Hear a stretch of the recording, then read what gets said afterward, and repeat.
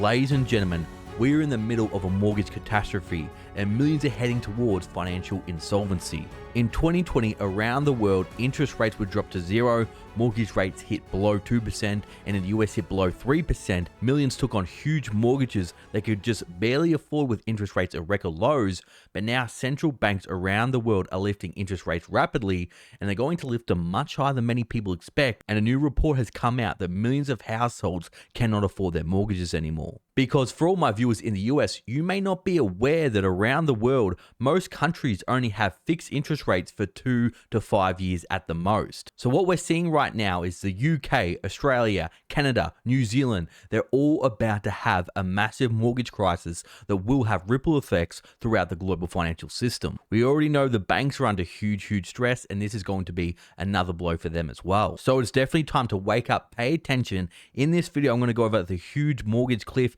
and crisis that is coming over the next few months, and also how you can prepare and get through these tough times. So everyone, without further ado, let's get straight into the news, the facts, and the data. Well, look at this, everyone. Mortgage catastrophe brews in Britain as millions are pushed towards insolvency. Now, this article is going to go over specifically what's happening in Britain, but the exact same thing is happening and will happen in Australia, Canada, and New Zealand as well. So listen to this. There's intensifying pressure on Britain's government to do more to help struggling households, with the country's shadow finance minister warning of a mortgage catastrophe as millions are pushed to the brink of insolvency. Well, guess what, everyone? Millions of households are in this whole predicament because of everything the government and their central bankers did.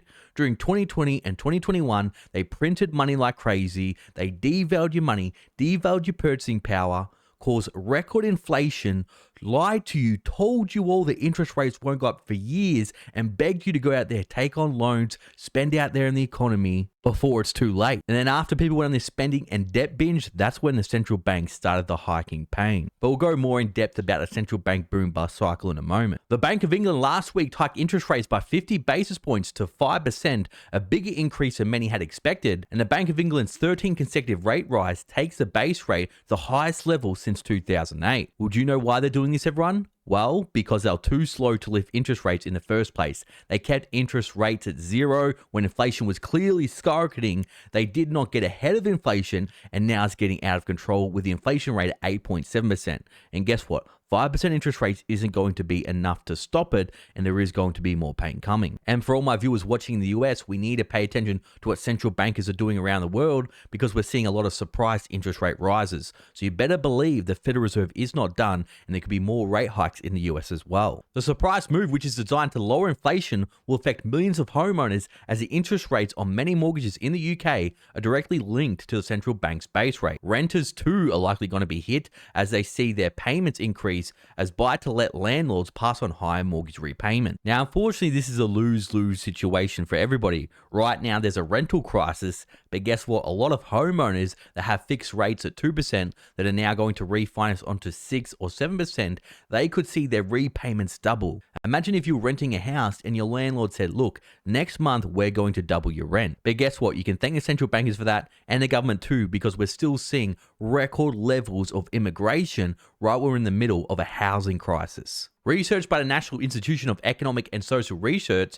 a leading independent think tank, estimated that Bank of England's latest rate hike would see 1.2 million UK households, about 4% of households nationwide, run out of savings by the end of the year because of higher mortgage repayments. People, this is absolutely devastating, and if you're in this situation, don't worry, at the end of the video, I'll give you some key tips on how you can get through this. But do you know what's even worse? This is just factoring in the latest rate hikes. Guess what? The Bank of England is going to go to minimum 6% to have to bring this inflation down. That's what the markets are pricing in, and maybe they may even have to go higher.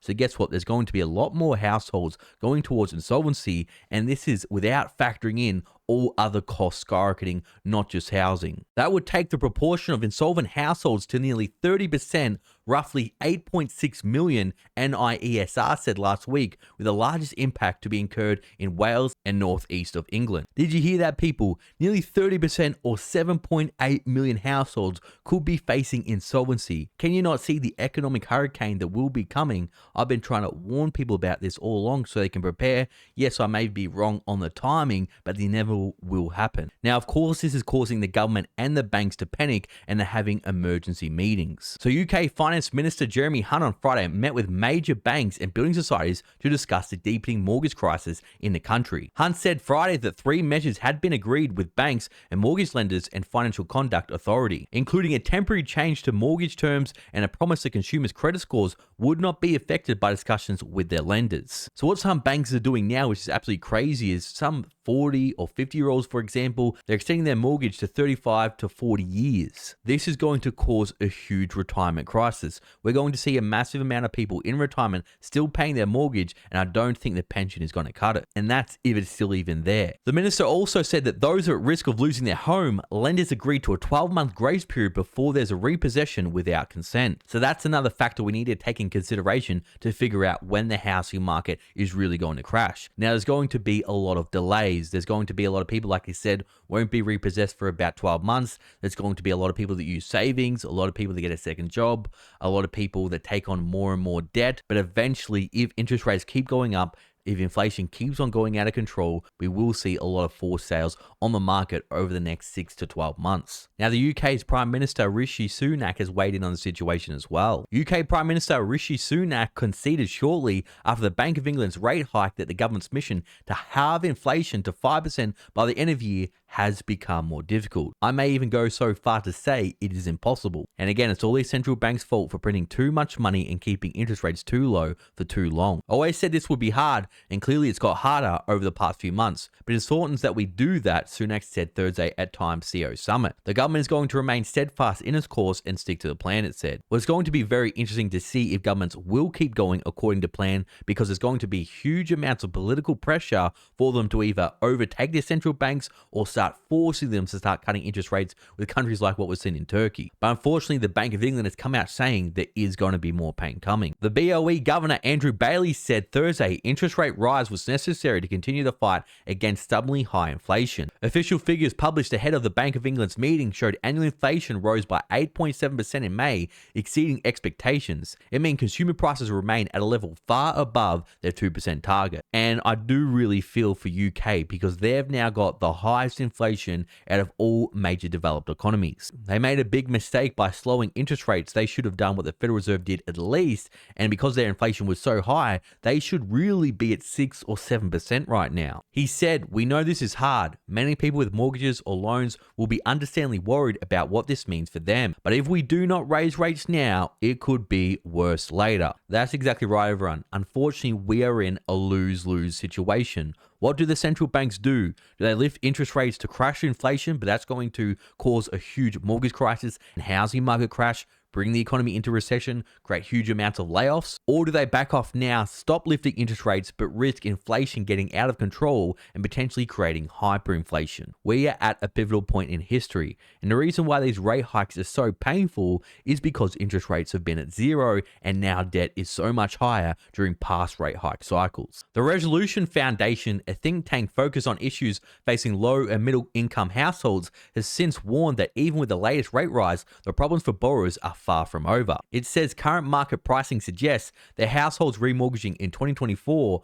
are poised for an annual mortgage bill rise of approximately £3,000 or $3,800 or more on average. I think that's putting it very lightly. I think there's going to be a minimum rise of about $5,000, obviously depending on the mortgage size, and this is not taking into consideration that there's still going to be at least 4 more rate hikes coming. Because like they say, there's a lot more mortgage pain coming, and much of it will arrive during the run-up to the 2024 election. So everyone, we can see the inevitable that is right in front of us, that is coming, and now is the time to prepare. You cannot wait any longer. The game has changed. A lot of financial gurus in the past said, take on debt because debt is good. When interest rates were 2 or 3% and inflation was 2 or 3%, yes, maybe it made sense to take on debt because interest rates were so low. What you could do is then take that money and invest in the markets and get a return of 7 or 8%, but now the game of money has changed and changed for a while. If you now have debt with an interest rate of 7% plus, it does not make sense investing in the markets, because guess what? If you pay off debt, you don't have to pay any tax on that. But if you make a gain in the markets, and for example, the average stock market return when you factor in inflation is around 7 or 8%, but you have to pay tax on those gains. And if you're in a high income bracket, in some cases, you have to pay 40 or 50%. So what you need to do right now, because interest rates are only going to go higher, they're not going to be cut anytime soon, you need to start paying off debt as fast as you can, and don't worry about investing in the markets until you've paid off that debt. Once you've done that, you need to create an emergency fund, because guess what? There's going to be more layoffs, and hopefully it's not your job, but if it is, you need to be prepared. And if you have an emergency fund of 3 to 6 months, you'll be able to get by until you can find that next job. And if you're one of these people that's going to be seeing their mortgage repayments nearly double, well, there's no easy way around it, everyone. You're going to have to do everything you can to keep your job. You're going to have to find a way to start a side hustle. Don't worry about starting a second job. I see a lot of people say, get a second job. Don't waste your time doing that.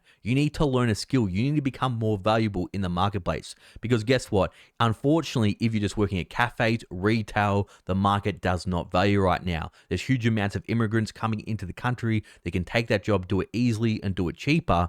So you need to become more skillful. You need to become more valuable to the marketplace. Don't do the job that you love or you like to do. Unfortunately, get through these hard times, you're going to have to do the jobs that are in high demand. And like I said, start a side hustle, do something online. It doesn't take any capital. Create an online business.